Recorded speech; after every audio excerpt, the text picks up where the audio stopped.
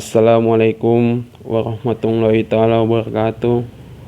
Terima kasih atas kesempatan yang diberikan kepada kami kelompok 6 untuk membacakan hasil diskusi kami. Langsung saja saya akan membacakan hasil diskusi kami. Irak selama Perang Dunia Kedua, Nur As-Said bersama Hamdi Pashanchi pada tahun 1944 sampai 1946. PM Nuri mengundurkan diri, kekuasaan diambil alih oleh Hamdi Pashanchi. Pada kebijakannya tidak berbeda dari pendahuluannya. Kedua Perdana Menteri itu lebih lama pemerintahan daripada pendahuluannya. Dalam pemerintahan Pashanchi, Irak kembali berganti-ganti kabinet pada tahun 1946 sampai 1947. Selanjutnya, Taufik Aswandi. Pada tahun 1946, PM Taufik Aswandi meminta kepada Inggris untuk memperbaiki perjanjian tahun 1930. Tujuan Irak ialah untuk menghapus dari perjanjian itu sisa-sisa kontrol Inggris yang mengagung kebanggaan nasionalnya. Kegiatan komunis sebagai besar berasal dari kedua base Soviet di Baghdad yang diikuti dengan penangkapan serta pengendalian sejumlah tokoh komunis. Januari 1947 menyatakan betapa bahayanya Soviet untuk memperkuat kedudukan wali raja. Dikirimkan utusan ke London untuk mengusahakan kebijakan persahabatan dengan Inggris. Untuk menghormati perasaan Irak, pasukan Inggris segera diusirkan dari Irak. Satuan-satuan angkatan udara Inggris yang tetap berada di pangkalan Habbaniyah dan Sahabiyah yang disajikan oleh perjanjian perundingan berikutnya dilakukan oleh Menul Saleh Jabariyah melakukan perundingan dengan Inggris setelah PBB mengesahkan pembagian Palestina.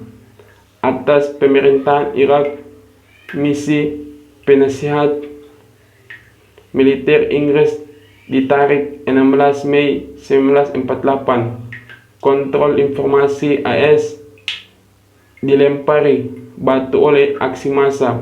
Segera undang-undang baru diberlakukan menyatakan Zionisme yang aktif sebagai kejahatan yang dapat dihukum mati. Masyarakat Yahudi yang telah berabad-abad di Irak dimusuhi meskipun mereka anti-Zionis. Politik dalam negeri pada tahun 1950-an. Pada awal tahun 1950-an, kekuatan politik Irak dibagi ke dalam dua kelompok besar, yaitu kelompok konservatif yang banyak mencapai kekuasaannya melalui unsur-unsur pemilik tanah teristimewa Sahik dari Efrat Tengah, kelompok oposisi nasionalis dan sosialis yang mengandalkan dukungan dari kota-kota besar.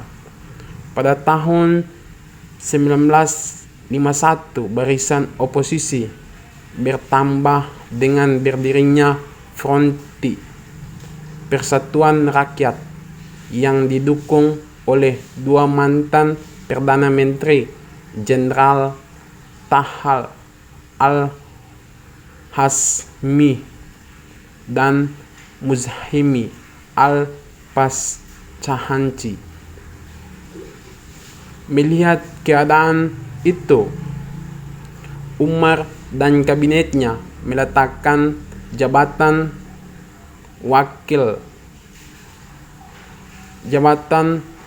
wali Abdul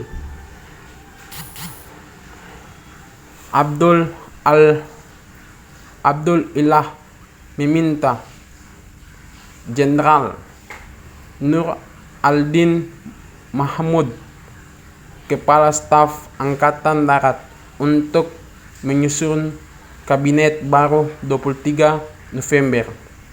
Pemberontakan narapidana yang terjadi pada awal September kelihatannya akan menghancurkan kabinet Madfai krisis. Kabinet yang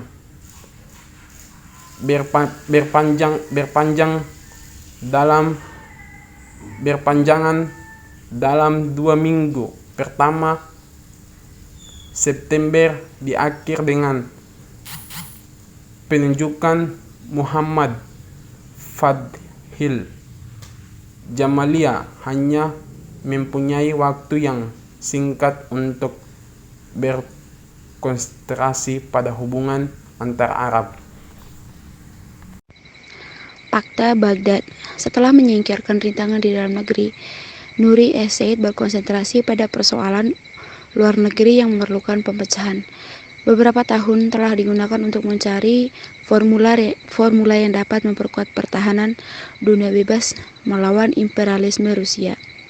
Pada tanggal 2 April 1954 dibuat Fakta Pertahanan antara Turki dan Pakistan, diikuti dengan perjanjian-perjanjian antara Turki, Iran, dan Irak. Amerika Serikat, meskipun tidak langsung berpartisipasi, terus memberikan bantuannya kepada Turki, termasuk perjanjian bantuan bersama dengan Pakistan 9 Mei 1954 dan menawarkan bantuan militer kepada Irak, tetapi bukan fakta. Irak membuat keputusan mendasar. Yang pertama, masuk atau tidak ke dalam pertahanan Northern Tier, dan 2, bagaimana mengamankan hubungan dengan Inggris yang telah diikat melalui perjanjian 1930. Keputusan untuk ikut serta dalam Fakta Pertahanan Militer yang disponsori Barat dan memperkuat Irak dalam menghadapi agresi Soviet dan subversi komunis. Kekuatan ini akan berupa jaminan politik, bantuan militer, dan pemasukan senjata. Juga sehubungan dengan perjanjian Irak-Inggris, opini publik menghendaki revisi yang radikal terhadap perjanjian itu. Perjanjian Irak-Inggris akan berakhir pada tahun 1957. Tekanan untuk tidak memperbaharui perjanjian itu semakin memuncak, dan pemerintah tidak dapat berbuat apa-apa. Akibatnya, hubungan dengan Inggris semakin memburuk.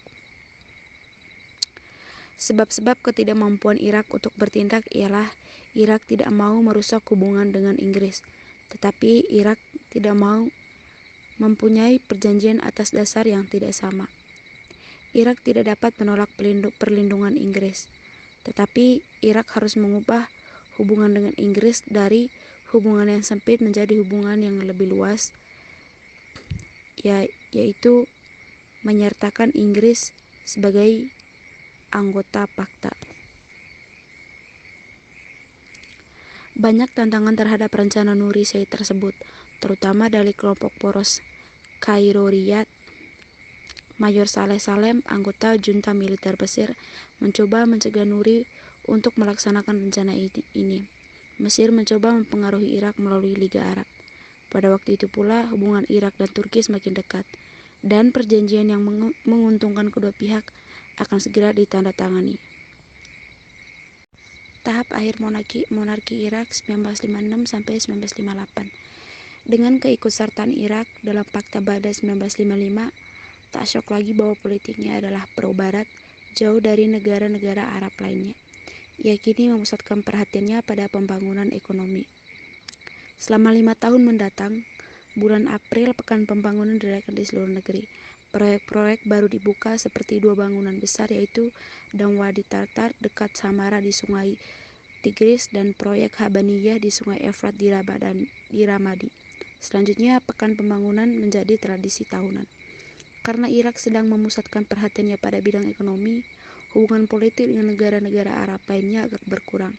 Namun, perkembangan yang terjadi di Timur Tengah 1956 sampai 1958 menyebabkan Irak tergerak lagi untuk berkecimpung di luar batas negaranya.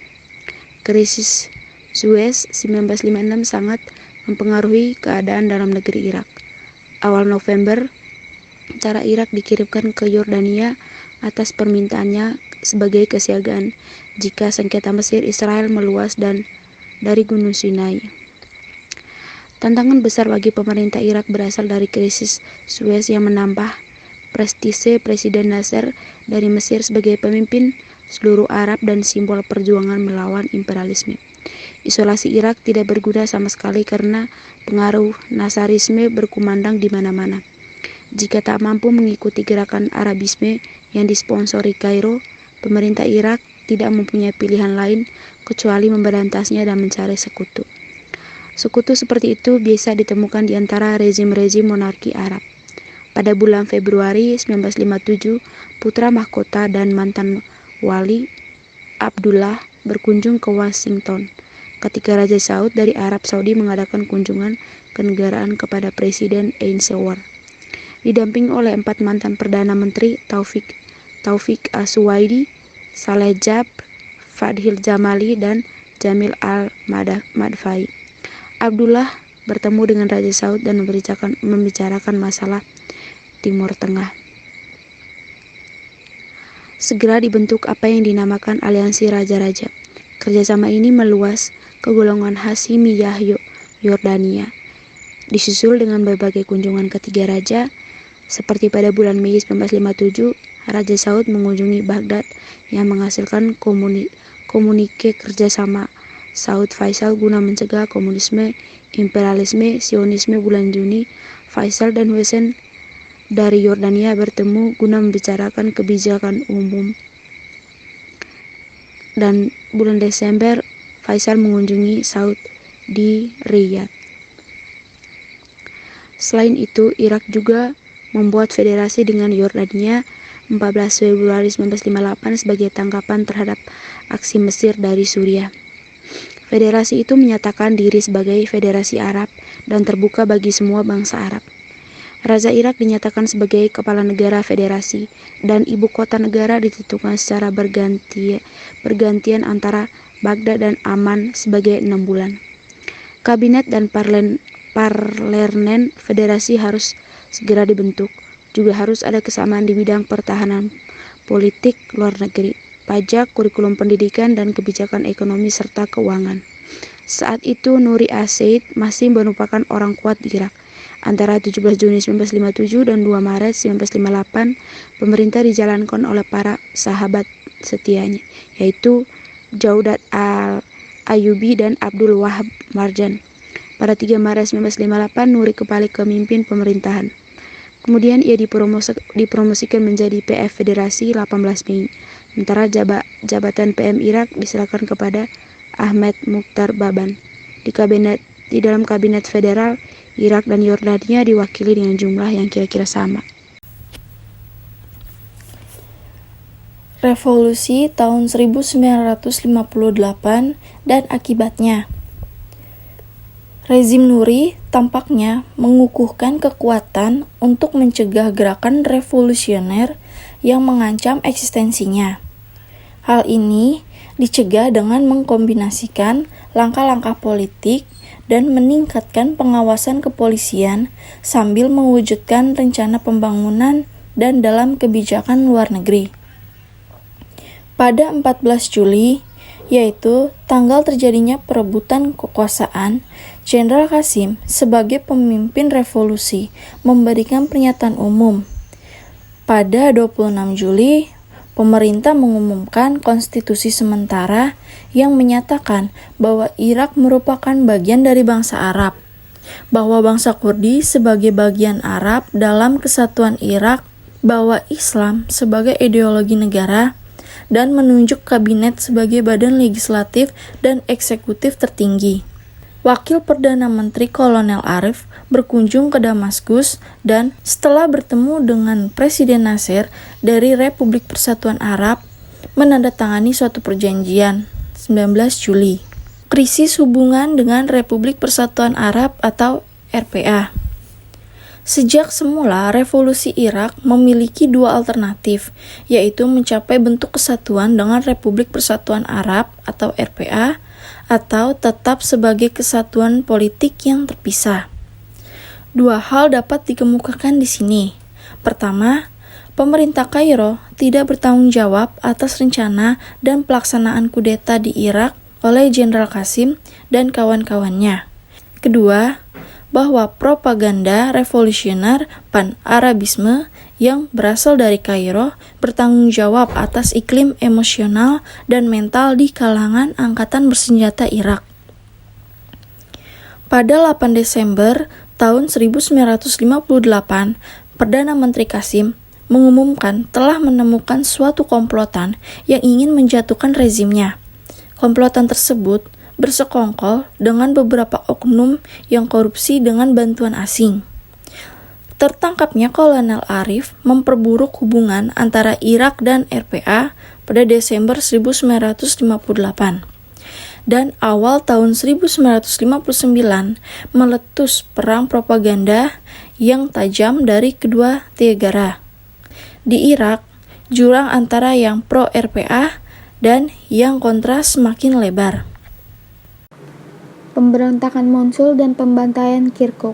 Pada 8 Maret 1999, Kolonel Abdul Wahab al-Shawaf, komandan garnizon lokal, merebut kekuasaan di Mosul.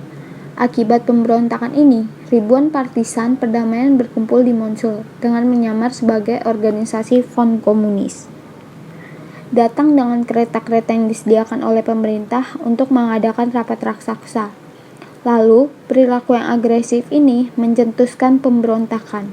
Sayangnya, bagi pemberontak, tindakan ini tidak direncanakan dengan baik dan tidak mempunyai perlindungan udara. Lalu dengan perkembangan lebih lanjut, pasukan pemerintah mulai bergerak terhadap pemberontak dengan menggunakan pasukan yang setia dan dukungan angkatan udara serta suku Kurdi yang bersenjata dari sekitar Mosul. Dalam operasi tersebut, Kolonel Shawaf tewas dan melalui serangan udara pemberontakan, dan pemberontakan berakhir pada 13 Maret. Apa yang terjadi selanjutnya? Regu pemusnah komunis merajah rumah-rumah kaum borjuis Mosul dan melakukan segala macam cara kekejian.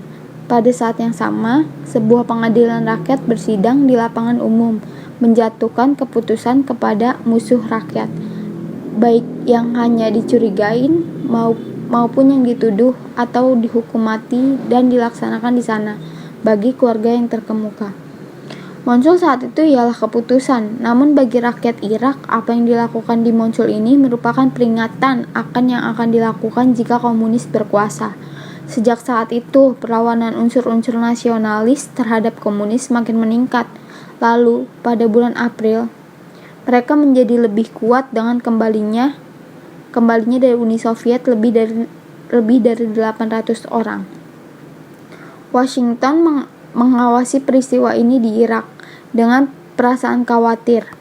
Ellen W. Dulles, direktur CIA, menyatakan di depan Senat Komite Hubungan Luar Negeri pada 28 April bahwa situasi Irak merupakan situasi yang paling berbahaya di dunia. Seminggu kemudian, John D.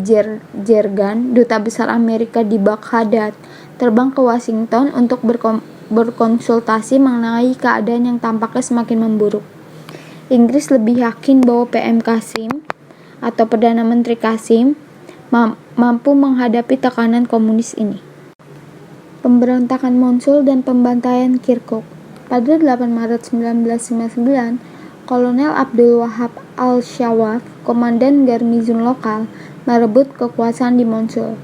Akibat pemberontakan ini, ribuan partisan perdamaian berkumpul di Mosul dengan menyamar sebagai organisasi Front Komunis.